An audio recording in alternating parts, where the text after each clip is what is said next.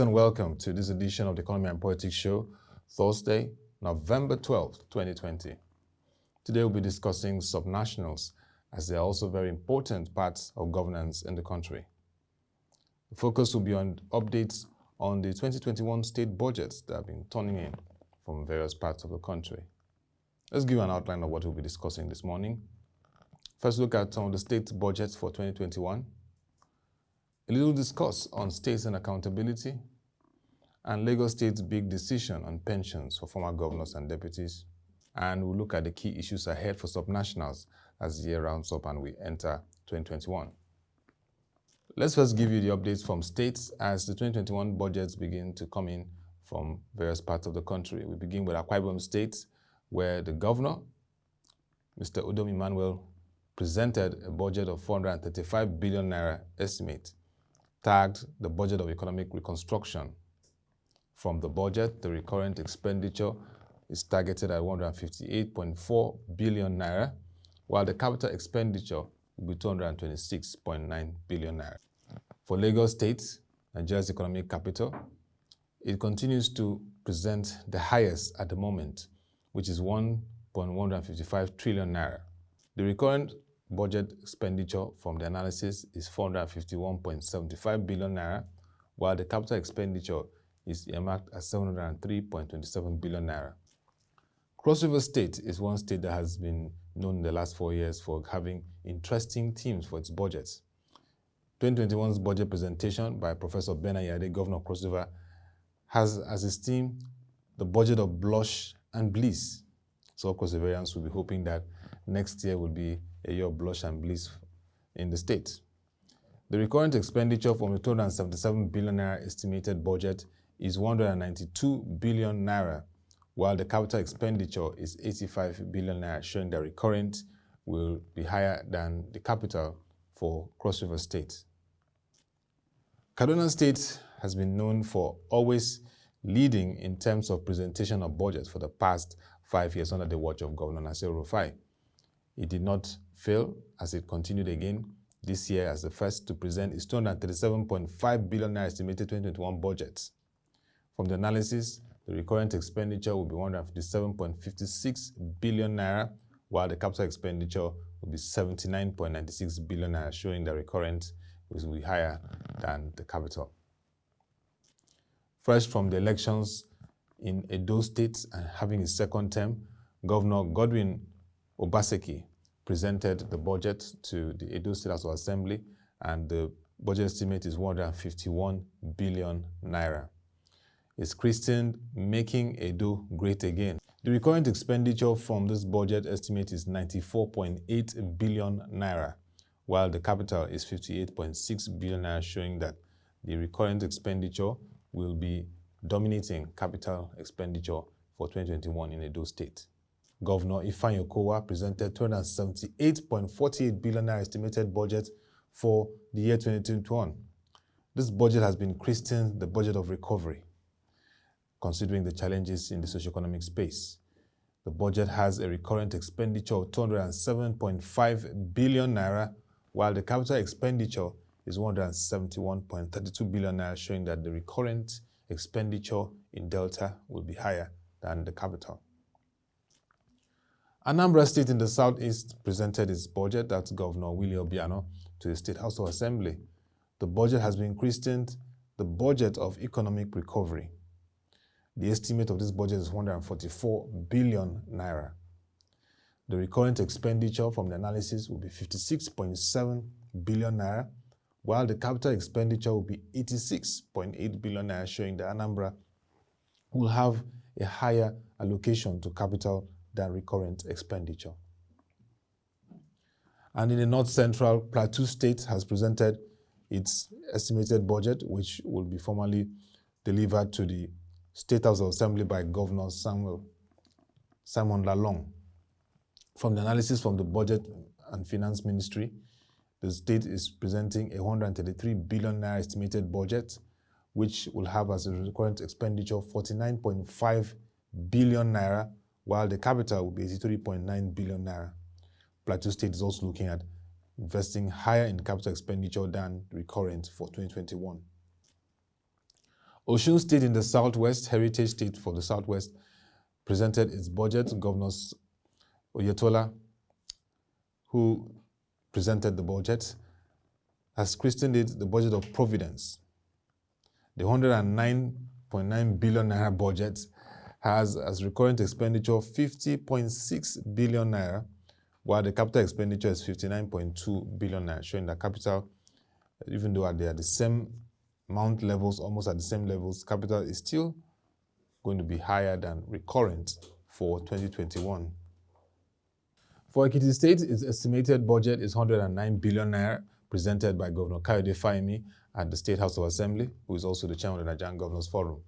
The budget has been christened the Budget of Recovery and Economic Restoration. The recurrent expenditure is 51.6 billion naira, while the capital expenditure is 59.9 billion naira, showing that capital will be higher than recurrent. Benue State in north-central Nigeria presented its budget of 132.5 billion naira. Governor Samuel Ortom christened the budget of resilience.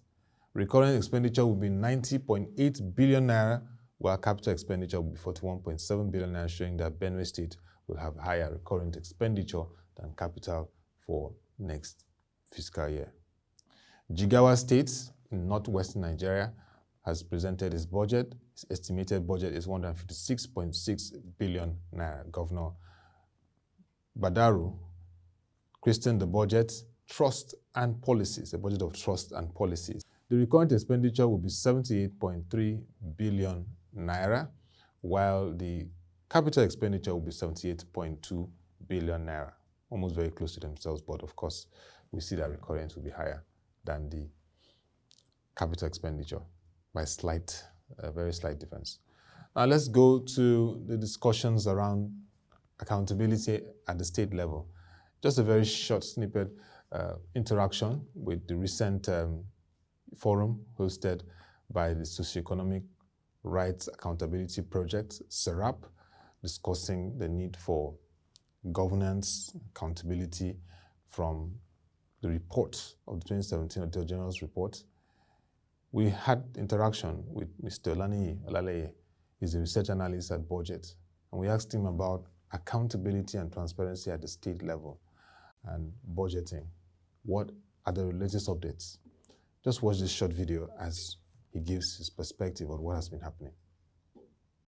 I would say that when it comes to the state level, we are getting there, we are getting better, because if you look at what has happened over the last 5 years, we'll see that at the level of the state government don't even release their budget.